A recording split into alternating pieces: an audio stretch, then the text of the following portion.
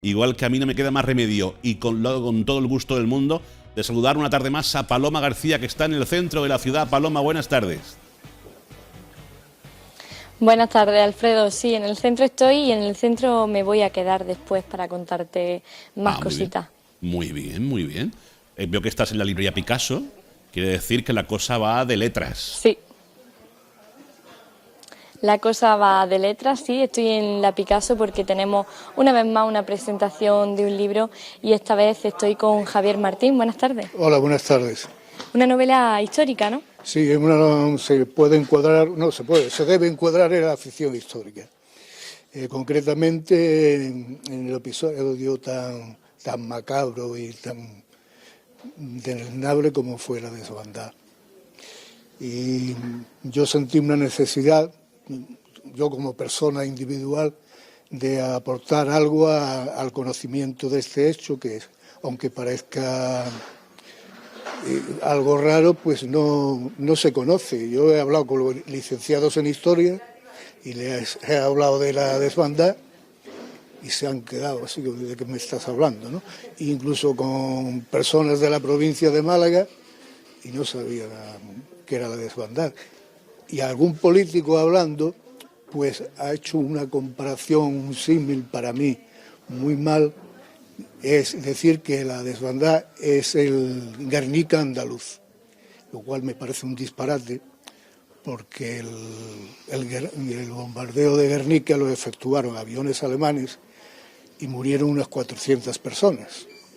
Y en la desbandada participaron aviones alemanes, italianos, fuerzas italianas y barcos españoles que disparaban desde la costa contra el acantilado para que la piedra cayera encima de los que huían, que eran casi todos pues mujeres, niños y ancianos, porque los hombres de mediana edad o estaban en el frente, o estaban muertos, o estaban en la cárcel.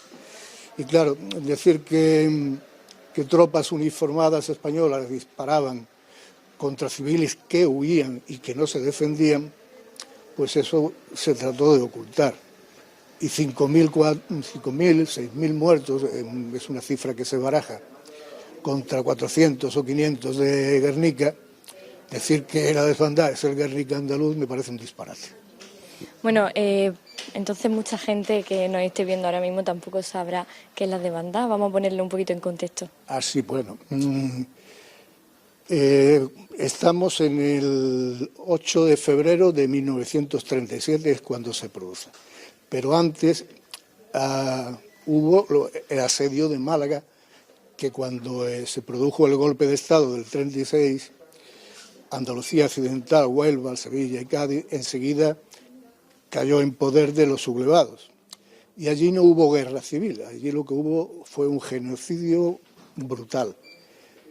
Y en Málaga ya sí, en Málaga se defendieron y entonces sí se puede considerar una guerra porque había un frente y estuvieron atacando a Málaga bastante tiempo, desde el 36 hasta el 37 de febrero, que es cuando se da la ciudad por perdida, y tienen toda la intención de salir huyendo hacia Almería, que Almería para algunos se convirtió en parada y fonda, como se decía antes, para otros en la tumba y para otros coger un barco para Rusia, para Francia o para México incluso, o un billete de tren para Murcia. Así, y muchos murieron cuando le tocó a Almería ser bombardeada también. Bueno, ¿cuánto tiempo te ha llevado a escribir este libro? Bueno, pues escribir el libro me ha llevado menos tiempo que documentarme. Documentarme me llevó unos 7 u 8 meses y escribirlo a lo mejor 5 o 6. Yo procuré que fuera lo más riguroso posible. Entonces me estuve documentando y claro, yo como entra dentro de la ficción histórica, yo no quiero meter la pata. Entonces, pues los datos que se dan a veces son incluso recreaciones de testimonios orales recogidos, ¿no? Y entonces yo lo único que he hecho es emplear mi habilidad como escritor para recrear ese hecho. Entonces, todo lo que se cuenta aquí es verdad. Y se pone mucho de actualidad porque hace poco, por fin, sacaron a Queipo de Llano de la Basílica de la Macarena, que eso era clamaba al cielo porque en Tierra de Santo estaba un señor, vamos a llamarle señor, por decirle algo, que era responsable de miles de muertos civiles. Una cosa es el frente de batalla, que era contra un gobierno legítimo, digámoslo además que era así, contra un gobierno legítimo. Una cosa es el frente de batalla y otra cosa muy diferente es disparar contra civiles desarmados que huyen. Y este señor es responsable de eso. Y también, bueno, me contabas que en este libro hemos incluido 3 portadas, por así decirlo, ¿no? Sí. Bueno, yo le pedí a una amiga mía que es pintora, María José Cumbreras, que me diseñara unas propuestas para poner en la pantalla, ¿no? Aquí tenemos la que se eligió para poner en la cubierta, que bien se puede ver que es gente huyendo y esto se supone que es sangre, ¿no? Me hizo esta menos evidente, en otros tonos, y después también me hizo...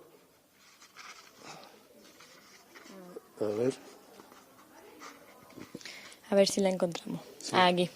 Esta otra, que era más impactante, y decidimos ponerla ahí. ¿Por qué decidiste poner las 3? Porque era muy evidente el ponerlo en la cubierta. Entonces decidimos ponerla al interior como un regalo al lector, porque no forma parte de la novela. Y aquí lo que hago yo es unas reflexiones que hice un 8 de febrero de un año, no me acuerdo, hace 2 o 3 años o 4, sobre, en honor de los que murieron corriendo, como llaman en Málaga, la desbandada. Y entonces es un poema que es bastante largo, se lo añadí, ¿ves? Y después ya empieza lo que es la novela. ¿Con qué objetivo, con qué finalidad o qué mensaje quieres transmitir con este libro? Yo lo que quiero transmitir, bueno, en primer lugar, yo creo que lo que intentaba hacer era aportar mi granito de arena a la verdad. Y después un homenaje a la gente que sufrió todo esto, gente que masacraron sus cuerpos y sus almas, de los que sobrevivieron, pues son almas que quedaron marcadas para toda la vida. En la desbandada se ven niños pequeñitos agarrados del pecho de su madre, muerta, intentando mamar, niños perdidos, gente que se ahorcaba, mujeres que se tiraban por los acantilados, porque estaba aquello que vienen los moros y teníamos ese miedo ancestral. Bueno, ya había ocurrido la Revolución de Asturias, ese miedo ancestral que violaban a las mujeres, que le cortaban los pechos, tal. Y cuando sentían el aliento, digamos, de que venían los fascistas con los moros detrás, pues hubo personas que optaron por tirarse. Y bueno, y la prueba es que este señor es responsable, Queipo de Llano, de muchísimos muertos, ¿no? Y además, ahora que estamos en un medio de comunicación, se hizo dueño de Radio Sevilla, de la cadena SER, que entonces se llamaba Unión Radio, y lanzaba sus peroratas diciendo disparates, verdaderos disparates. Esto no sé si en horario infantil se puede decir, pero que bueno, que los milicianos no eran bastante hombres y que iban a venir los legionarios y les iban a enseñar a las mujeres lo que eran hombres de verdad, cosas de este tipo. Cuando iban huyendo, le decían los malagueños, claro, los aviones se guiaban por las luces, ¿no? Y se veía luna llena, pues oye, decía, malagueños, maricones, ponedles pantalones a la luna. Cosas disparates. En medio empezaba a hablar en francés, porque este hombre era un ser totalmente desquiciado. Pues Javier, te voy a dejar que comience la presentación. Muchísimas gracias por estar aquí, por atendernos. Nada, a vosotros por darme voz, porque yo lo que quiero no es el hecho de vender libros en sí, sino que se reconozca qué es lo que pasó, porque hay mucha gente que dice, bueno, es que eso hay que olvidarlo, pero ¿qué vamos a olvidar si no lo conocemos? Primero tenemos que conocerlo. Y después tú decides si quieres olvidarlo, no olvidarlo, tener ansias de revancha o no, o perdonar, pero primero hay que conocer. Y esto hay muchísima gente que no lo conoce. Y esa es mi intención al escribir el libro, nada más que se conozca.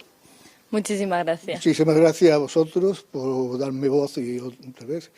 Y nada, que Comenzamos con la presentación. Sí, y que bueno, que lo enseño otra vez.